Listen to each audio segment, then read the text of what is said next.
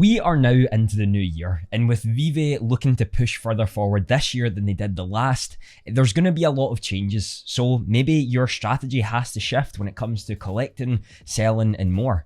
And that's exactly what we're going to be covering today. Welcome in everyone, my name is Andy and I appreciate you taking some time out your day to come and watch this video on the channel. I want to wish you all a happy new year. Here's to our success for everything that we're working towards and pushing ourselves to become the best version that we possibly can. If you are looking to support the channel this year and helping me work towards making this my full-time career, you can help by subscribing to the channel or becoming a member as a part of this exclusive group. Alright, so Veve are killing it right now, and we've not got the data just yet for what December held, but we did see that in November the total sales was around 34 million. Comparing that to about 8 months or so ago, we were only around 40,000 when it came to that. So there's been a massive shift in the number of sales, users, and everything that Veve have managed to do in less than a year. It really does show how popular an app like this can truly be, especially when you have branded licenses and you're pushing to become probably the #1 NFT company in the world at this moment in time. And that does mean that as they grow, you're probably going to have to shift the way that you collect or move with your strategy in 2022. Because when we started back in March, we probably had quite a good chance of getting most of the drops, but now I barely get any drops. So all of my strategy is now focused on the secondary market and how to take advantage of that. Whereas in the past, it would be about the market and getting the drops. It just doesn't happen that way anymore. And things are going to shift as we move and progress through the new year, and new things are coming out. One thing that Dan has mentioned quite a lot is that over time, you're not going to be able to collect everything unless you're a billionaire and you're going to be able to buy everything you want. So you're going to have to pick and choose what you're actually wanting to go for.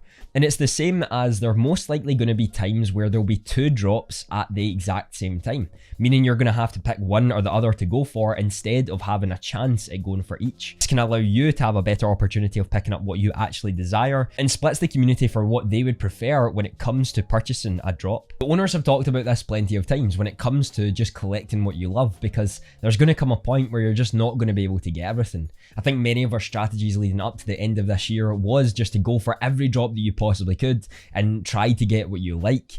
But as the market extends and there's more and more things added to the market and more people coming onto the market, there's going to be things that just won't hold a significant value. And therefore you have to decide whether you're going to be there for collecting or if you're going to be there for a return on investment on certain collectibles. One of the interesting things that we can take note of right now anyway is the new comic that was just released with Spider-Man. Now there were 1,000 total editions, meaning there were only 40 secret rares that were actually given out.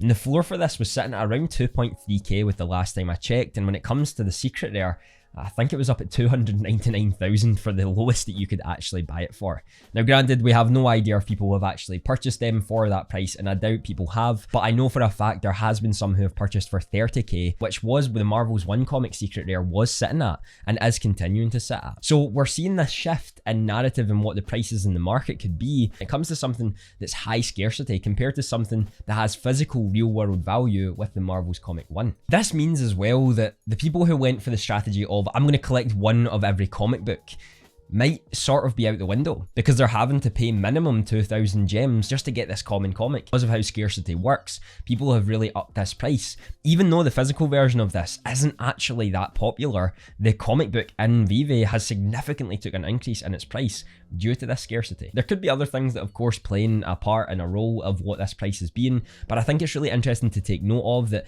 people may now have to shift their strategy, as it's just not possible to get every single thing, especially if you've not got a lot of liquidity actually put in. So let's move on to 2 sort of strategies that you should be following this year and should take note of for yourself. And this is the collector strategy and the profit strategy. Now the collector strategy is just what it says in the tin. You're collecting what you love. You're not really in it for the profit, because you need to understand what's going on and how the market may move. Now, if we take something like Top Shot, there's a lot of items on that now. And just like Veve, although they're taking more time in order to produce that many, there is going to come a point where we have so many things on the market, some things are just not really going to be worth money at this time. There's nothing wrong with that, but with the amount of things that are proposed to be coming out, there's going to be inevitable things that won't really hold the same return on investment that some other things will. So if you're solely in it for the collection, understand that yourself and know that you're buying what you love just because you love it. Remember, Veve and NFTs and all that sort of stuff are still probably the highest speculative investment that you can make right now. Everything could go to zero, the whole sort of culture could crumble because we genuinely don't know the way that the world is going. So you've got to take that into account, that everything that you're collecting could go to zero. Just like when you used to collect comic books or Pokemon cards, you know they might not have that much inherent value in the future, but you still love to collect it. We're going to be moving into a period of time in the next decade or so where the metaverse will probably become something more significant in our life. Just like social media took time to make, having the metaverse something that we actually enjoy to be a part of and are taking time out of our day to do so will take time too. So yes, maybe in the first few years in the start of the decade, it's not going to be inherently valuable to other people, but as we progress, maybe those things do become more valuable and more sought after. So if you are that collector strategy, know that you're collecting what you love, maybe not so much focused on the return on investment when it comes to it. And this is when we go on to the second strategy, which is the profit strategy. And this is for people who are looking to truly make money and to truly develop themselves further to build that generational wealth when it comes to Veve and NFTs as a whole. Now, the profit strategy is an interesting one because there's actually quite a few ways to go about it. You can go for the grails, which are things like the Secret Rare Spider-Man, Todd McFarlane Batman, the partner statue, and some more.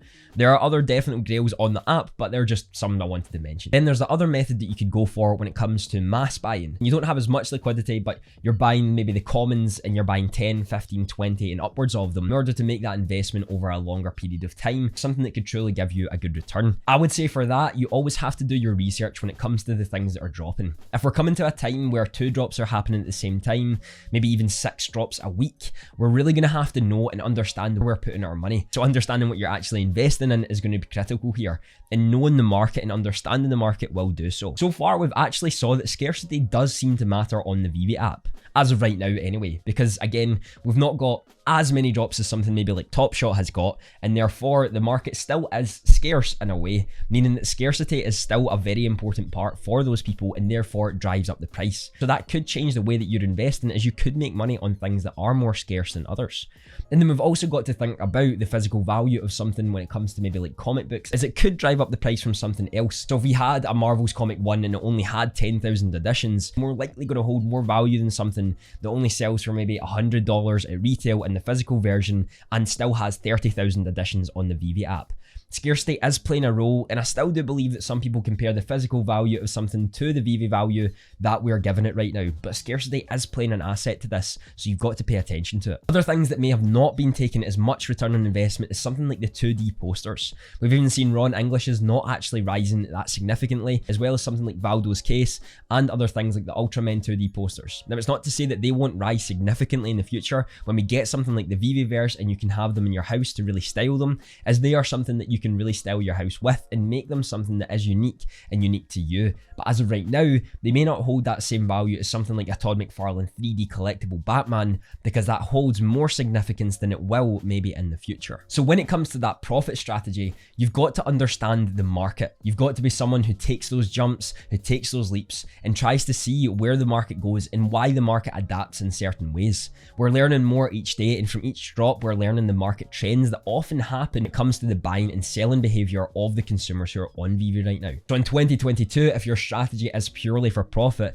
then you've got to start putting the time in and dedication to learning the market trends and analyze some things that happen and maybe why they happen. This is also why I recommend subscribing to the channel, because that's what we do here, and we try to help you become more educated in this space as I do so as well. This is probably why you've seen some of the grails start to rise and actually are able to handle some of the gem squeezes that happen. We saw most of the Disney collectibles actually able to sustain some of their prices with only a couple hundred gems fluctuation when it came to something like the Disney drops that we had recently in the 12 days of Veve. So this could mean that the grails are now being understood by more consumers as they're getting smarter and wanting to sell off things that they don't care so much about to actually get these. This is the things like I mentioned before, like the Spider-Man, the Secret Rare comics, Todd McFarlane Batman, and others that have significance. There's another sort of method that we talked about a little bit, and I want to propose here, and I want you to understand that just so that you know a strategy that you could take when it comes to it. And this is the mass buy-in compared to the single buy-in. Now, the two that I'm going to use here is the recent Mickey Mouse Steamboat Willie drop, and this was the common and the ultra rare. Now, in the data here, I've got that from December 24th, you could buy the common Mickey at 297 gems, but on December the 24th, you could also buy the ultra rare Mickey at 3,299 gems. Now, if you'd waited 2 days and you sold at the high when it came to the mass buy-in, you could buy 11 common Mickeys for the same price that you could buy one ultra rare Mickey. If you sold on December 26th, you would have got 570 per common common Mickey, which led to about a 6,270 sale when it comes to it. But on December 26th, the ultra rare Mickey would have sold for 6,000. Now, take away tax, you're probably looking at 6,000 for the commons and probably about 5,600 for the Mickey himself. So you are making more profit when it came to the commons themselves, but that's something to take note of, that sometimes mass buying can actually be better than buying the one single ultra rare. There's two things that I do want to mention when it comes to this though, and that's that the ultra rare could potentially have way more significant value in the future. As things go up, you can see that there starts to be that sort of shift in significance when it comes to pricing, and the example we can give here is something like the secret rare Spider-Man, which sits at around 20k or so right now, compared to the common, which sits at around 300 to 500 gems. Now yes, I know Spider-Man has a lot more additions and there's a lot more things when it comes up to it, as the Mickey Mouse only has 3 versions, but what I am saying is that over time, as supply lowers and demand increases, there could be a significant jump in prices when it comes to something like the common and the ultra rare. Other things I want to mention is that some people don't have the liquidity to actually buy one single ultra rare and therefore could buy 3 or 4 commons, which could still make them great profit, and it's amazing to have. The final thing I want to take note when it comes to this, and something that's not talked about enough, is the emotional stress it has on you when you only collect one compared to multiple.